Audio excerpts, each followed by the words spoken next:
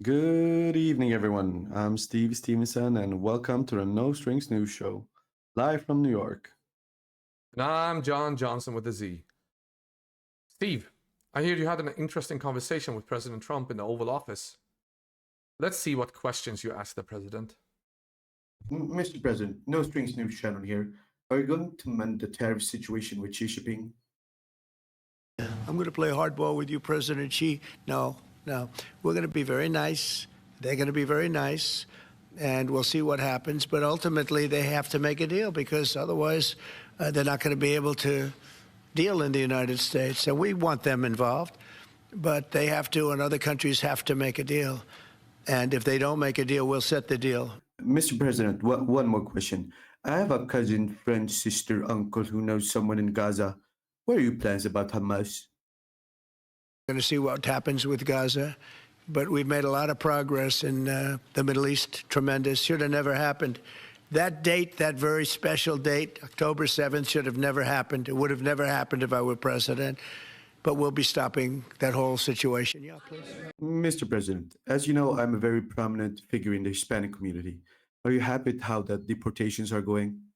Oh, it's amazing what they've done on the borders. Thank you for the question, because honestly, it's one of the great successes. We have virtually nobody coming in illegally. We do have people coming in legally because we want people to come in, but we have nobody coming in through the border virtually. We were having hundreds of thousands of people a month come in under Biden. And they came in from prisons, they came in from mental institutions, they came in from gangs in Venezuela and other countries all over the world, not just South America. They were emptying their prisons into the United States. Venezuela emptied its prisons out, but many countries emptied their prisons into the Congo, as an example, in Africa, emptied their prisons into the United States. And we're getting them out. And I hope we get cooperation from the courts because, you know, we have thousands of people that are ready to go out. And you can't have a trial for all of these people. It wasn't meant, the system wasn't meant. And we don't think there's anything that says that, look, we are getting some very bad people, killers, murderers, drug dealers, really bad people, the mentally ill, the mentally insane. They emptied out insane asylums into our country.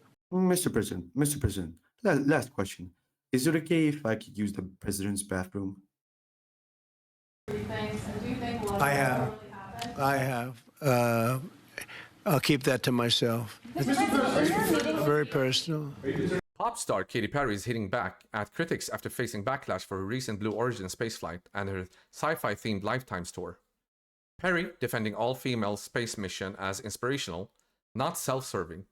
The trip alongside Gayle King and Lauren Sanchez drew fire from celebs like Olivia Wilde over its environmental impact. Perry, however, is standing by her vision, thanking her fans known as Katy Cats and staying focused on spreading positivity through her tour. John, do you think the backlash could actually boost the interest in the tour? It's very possible, Steve. Controversy tends to spark conversation, and Perry's leaning into it, turning criticism into rallying points for her fans. That might just give her extra momentum it needs. What did she call those who criticize her? She called them, and I quote, dumping ground for unhinged and unhealed individuals. Yikes. That's rough. We take you to Uppsala, Sweden, as we cover a tragic shooting that has left 3 people dead near Uppsala Square.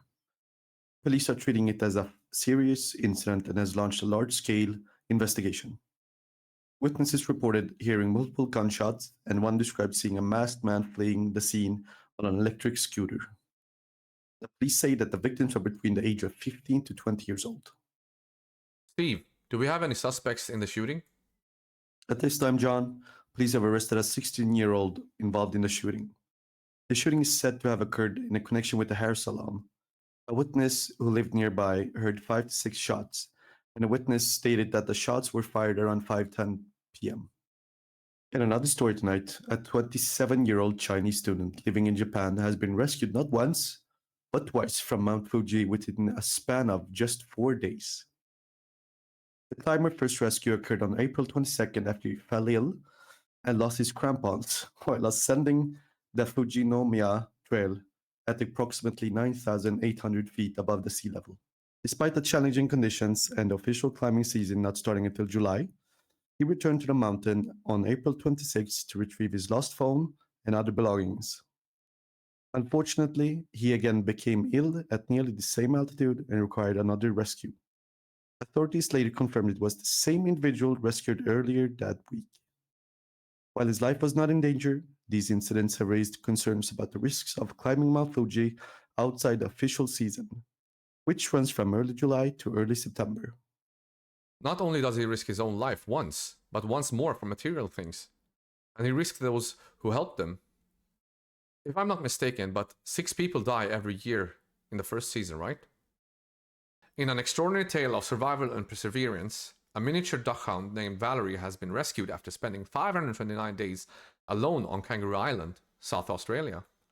Valerie went missing in November 2023 during a family holiday at Stokes Bay when she escaped her pen and ran into dense scrub.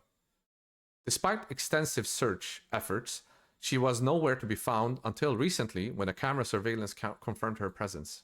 A dedicated team from Kangala Wildlife Rescue, along with volunteers, worked tirelessly, traveling over 5,000 kilometers and dedicating over more than 1,000 hours to bring Valerie home. Using traps, familiar scents, and her own belongings, they successfully captured her in good health. John, this is truly a heartwarming story. Given the extensive efforts involved, what were some of the challenges faced during the search for Valerie? Steve, the challenges were numerous. The vast rugged terrain of Kangaroo Island made it difficult to track Valerie's movements.